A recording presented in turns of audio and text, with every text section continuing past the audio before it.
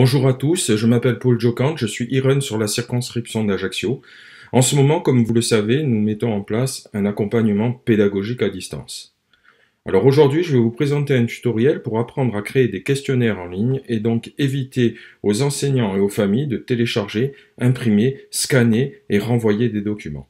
Tout va se faire à partir de l'outil Google Forms. Alors, avant de poursuivre ce tutoriel, je voulais simplement vous préciser que vous devez disposer d'un compte Gmail pour pouvoir bénéficier de toutes les fonctionnalités offertes par Google. Si vous n'en avez pas, je vous invite à en créer un.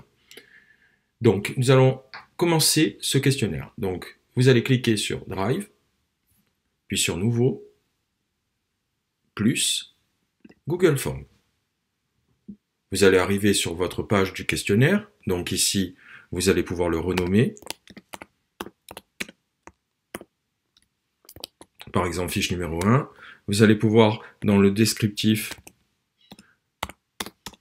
écrire par exemple, ici, calcul et problème. Et donc, ensuite, vous allez devoir paramétrer votre questionnaire.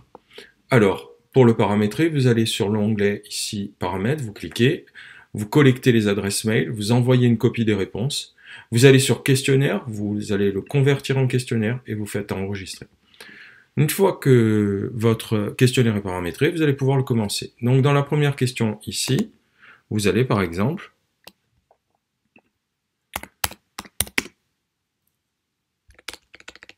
demander à l'élève d'écrire son prénom. Donc ici, vous avez choix multiple par défaut, vous allez le changer, vous allez demander une réponse courte. L'élève va donc écrire son prénom ici. Vous pouvez rendre la question obligatoire, puisque vous allez quand même devoir savoir qui vous transmet son questionnaire. Donc ici, vous rajoutez une question. Alors nous allons écrire un calcul. Donc je reprends, pour ajouter la question, bien sûr, vous cliquez sur ici le plus, ajouter une question. Donc vous écrivez le calcul, 4 fois 7 est égal. Vous avez ici encore choix multiple par défaut, vous allez demander par exemple une réponse courte, et ici l'élève va écrire la réponse attendue. Vous allez proposer votre corrigé, donc 4 fois 7 fait 28, et vous allez attribuer un nombre de points à la question, ici 1, et vous allez faire terminer. Vous voyez que la bonne réponse apparaît ici. Bien évidemment, l'élève n'y aura pas accès tant qu'il ne vous aura pas renvoyé le questionnaire.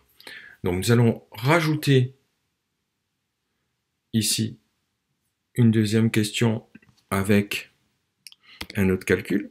5 fois 8 par exemple est égal. Et ici, au lieu d'écrire une réponse courte comme tout à l'heure, nous allons proposer un choix multiple.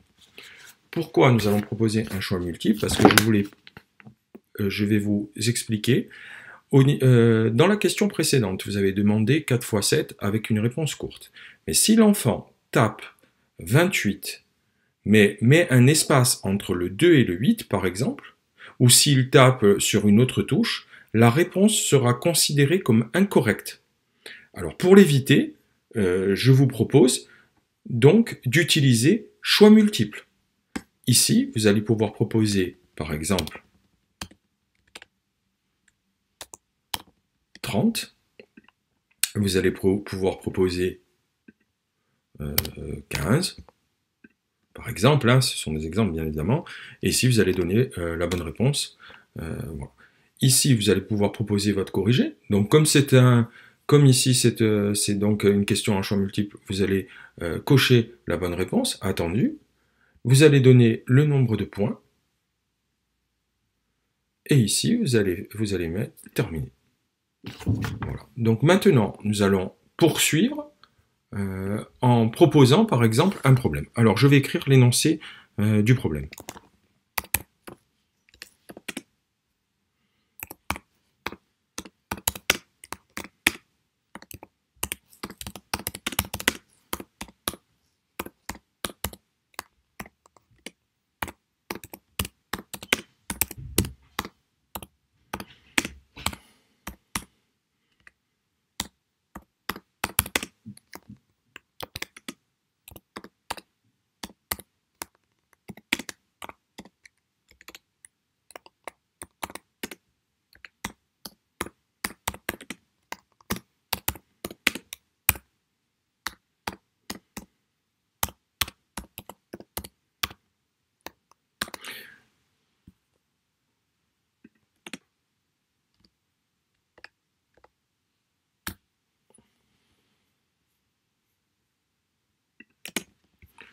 Alors, par exemple, Jean achète 9 paquets de bonbons, chaque paquet coûte 2 euros. Combien Jean a-t-il dépensé? Donc ici, vous allez avoir encore choix multiple par défaut. Vous pouvez faire une réponse courte. Ici, nous allons, par exemple, rajouter un corrigé. Donc,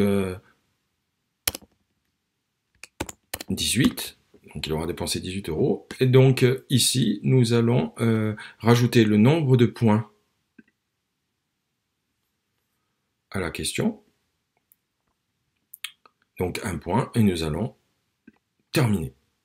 Donc, vous avez vu, comme précédemment, donc, la réponse doit être écrite par l'élève directement. Ou alors, nous allons faire comme tout à l'heure. Ici, je vais récupérer le problème proposé.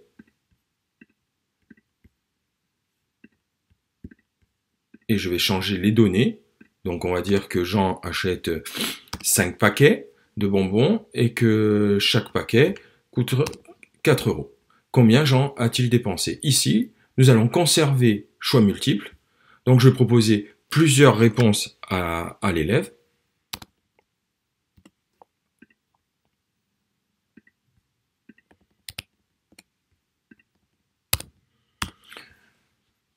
Donc, je vais pouvoir proposer, comme tout à l'heure, mon corrigé en cochant la bonne réponse.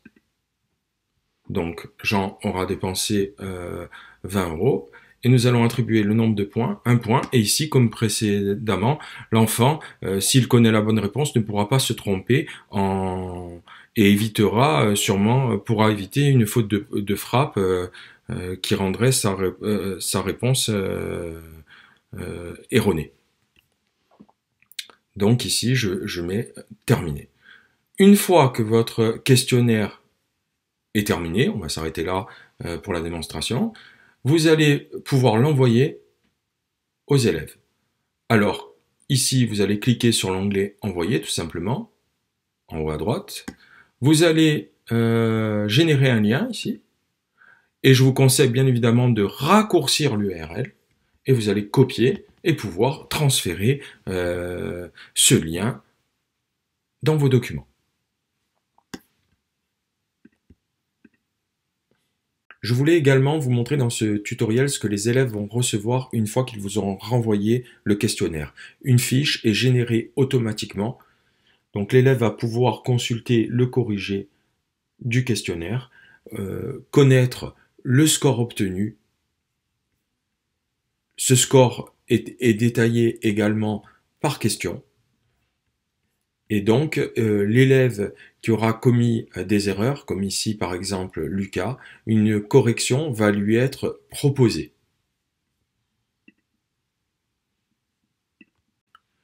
Alors, je voulais également vous montrer donc l'onglet Réponses ici.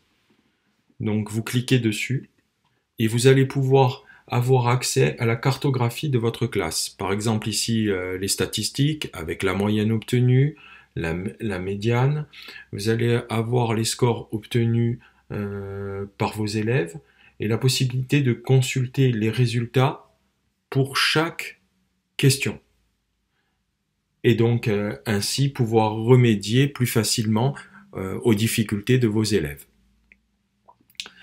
Voilà, mais j'espère que ce tutoriel va vous donner envie de créer des questionnaires en ligne. Cet outil permet un accompagnement à distance de qualité, un confort pour l'élève, les familles et l'enseignant. Je vous dis au revoir et à bientôt.